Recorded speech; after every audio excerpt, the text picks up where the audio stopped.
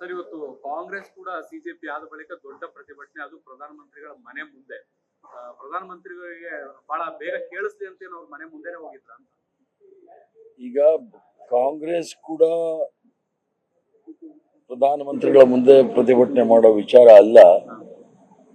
ಏನು ನಿನ್ನೆ ಜಂತರ್ ಮಂತರಲ್ಲಿ ನಡೆದಿರ್ತಕ್ಕಂಥ ಘಟನೆ, ಶಾಂತಿಗಳೇ ಪೊಲೀಸರ ಲಾಠಿ ಚಾರ್ಜು ಮತ್ತು ಅಶ್ರುವಾಯು ಪ್ರಯೋಗ ಮಾಡಿರ್ತಕ್ಕಂಥದ್ದು ನೋಡಿದಾಗ ಆ ದೌರ್ಜನ್ಯವನ್ನ ಎಲ್ಲ ದೇಶದ ನಾಗರಿಕ ಪ್ರಜೆಗಳು ಸಹ ಅದನ್ನ ಖಂಡಿಸ್ತಕ್ಕಂಥದ್ದು, ಅದು ಖಂಡನೀಯ.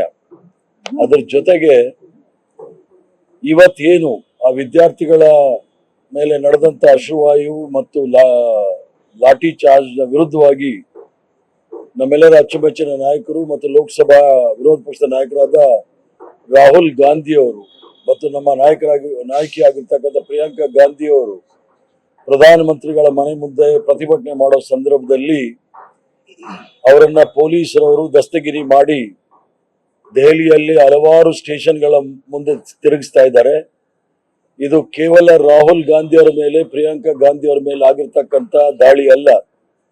ರಾಹುಲ್ ಗಾಂಧಿ ಅವರು ಈ ದೇಶದ ಧ್ವನಿ, ವಿರೋಧ ಪಕ್ಷದ ನಾಯಕರಾಗಿ ದೇಶದ ಧ್ವನಿಯನ್ನ ಮತ್ತು ಸರ್ಕಾರದ ಧೋರಣೆಯನ್ನ ಖಂಡಿಸ್ತಕ್ಕಂಥ ಕೆಲಸವನ್ನು ಮಾಡುವಾಗ ಅವರಿಗೆ ಎಲ್ಲ ರೀತಿಯ ಹಕ್ಕಿದೆ. ಅವ್ರನ್ನ ಮಾತಾಡ್ಲಿಕ್ಕೆ, ಪ್ರತಿಭಟನೆ ಮಾಡ್ಲಿಕ್ಕೆ ಬಿಡಬೇಕಾಗಿತ್ತು. ಮೋದಿಯವರ ಸರ್ಕಾರ ಭಯ ಬಿದ್ದು ಪೊಲೀಸ್ ಅವ್ರನ್ನ ಮುಂದೆ ಬಿಟ್ಟು ರಾಹುಲ್ ಗಾಂಧಿ ಅವರ ಧ್ವನಿಯನ್ನು ಹತ್ತಿಕ್ಲಿಕ್ಕೆ ಪ್ರಯತ್ನ ಮಾಡ್ತಾರೆ. ನಾವೆಲ್ಲರೂ ಸಹ ಅದನ್ನ ಖಂಡಿಸ್ತೀವಿ. ಅದರ ಜೊತೆಗೆ ಮೋದಿಯವರ ಸರ್ಕಾರ ವಿರೋಧ ಪಕ್ಷದ ನಾಯಕರಾದ ರಾಹುಲ್ ಗಾಂಧಿ ಅವರ ಧ್ವನಿ ಅಡಗಿಸಿ ಪ್ರಜಾಪ್ರಭುತ್ವದ ಧ್ವನಿ ಅಡಗಿಸ್ಲಿಕ್ಕೆ ಪ್ರಯತ್ನ ಮಾಡ್ತಾರೆ. ಇದು ಯಾವಾಗಲೂ ಸಹ ನಮ್ಮ ಮೇಲೆ ಮಾಡ್ತಕ್ಕಂಥ ಅಪಾದನೆ, ತುರ್ತು ಪರಿಸ್ಥಿತಿ ಅಂತ ಹೇಳ್ತಾ ಇರ್ತಾರೆ. ಇದು ತುರ್ತು ಪರಿಸ್ಥಿತಿಯಿಂದ ಬಹಳ ಹೇಯವಾದ ಕೃತ್ಯ.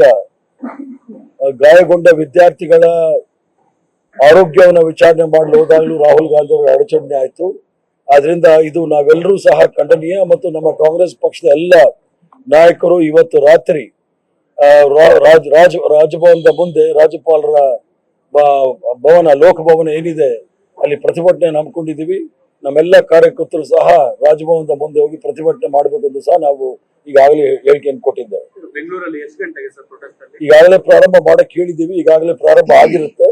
ನಮ್ಮೆಲ್ಲ ಕಾರ್ಯಕರ್ತರು ಸಹ ರಾಜಭವನ ಮುಂದೆ ಹೋಗಿ ಪ್ರತಿಭಟನೆ ಮಾಡ್ತಾರೆ. ರಾಹುಲ್ ಗಾಂಧಿ ಅವರ ಮೇಲೆ ಆಗಿರ್ತಕ್ಕಂಥ ಹಲ್ಲೆ ಮತ್ತು ಅವರ ದಸ್ತಗಿರಿ ಇದನ್ನ ಖಂಡಿಸಿ ನಾವೆಲ್ಲರೂ ಸಹ ಅಲ್ಲಿ ಇದನ್ನ ಮಾಡ್ತಾ ಇದ್ದೀವಿ, ಪ್ರತಿಭಟನೆ. ರಾಹುಲ್ ಗಾಂಧಿ ಅವ್ರಿಗೆ ಗಾಯ ಆಗಿದೆ, ವೇಣುಗೋಪಾಲ್ ಅವ್ರಿಗೆ ಗಾಯ ಆಗಿದೆ. ಪೊಲೀಸರ ಈ ದೌರ್ಜನ್ಯ ಖಂಡನೀಯ. ಆದ್ರಿಂದ ನಾವ್ಯಾರೂ ಸಹ ಹೇಳಲಿಕ್ಕೆ ಆಗೋದಿಲ್ಲ. ಈ ರೀತಿಯ ಒಂದು ಘಟನೆ ಪ್ರಜಾಪ್ರಭುತ್ವದಲ್ಲಿ ನಡೆದಿರ್ತಕ್ಕಂಥದ್ದು ಮೊಟ್ಟ ಮೊದಲ ಬಾರಿಗೆ ವಿರೋಧ ಪಕ್ಷದ ನಾಯಕರ ಮೇಲೆ ಹಲ್ಲೆ.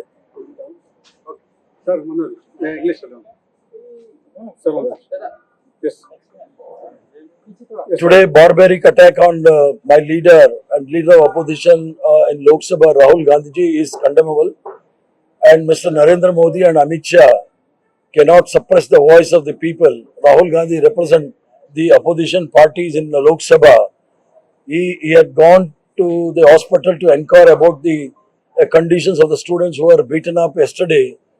For no reason, the police have resorted to lathi charge and they have tear gassed the crowd. And some almost about 60-70 students were injured in this clash. And the way Narendra Modi's government behaving with the student, we all condemn it. And it is not attack on Rahul Gandhi, it is attack on the constitutional guarantees. Every citizen of this country has got a guarantee in the constitution to protest against the injustice.